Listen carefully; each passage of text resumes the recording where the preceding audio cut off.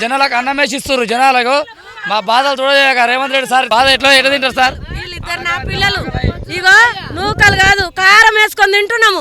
అయినా కానీ మా గుడిసెలు పీకేసిర్రు. పిల్లలు ఉన్నారు, నా మొగోళ్ళు చచ్చిపోయారు. మొగోళ్ళు చచ్చిపోయిన వాళ్ళు ఉన్నారు, ఉన్నోళ్ళు ఉన్నారు, పిల్లలు ఇద్దరు. నేను అని అమ్మ చెల్లెళ్ళారా నాకు ఓటేసి గెలిపియండి అన్నారు. మేము ఓటేసి అయితే గెలిపించినాం. అన్నం తింటున్నారు. నూకలు పురుగులు పడే నూకలు అవి చెరుక్కొని అన్నం వండుకొని తింటున్నాం మేము. మేము ఎట్లా బతకాలి?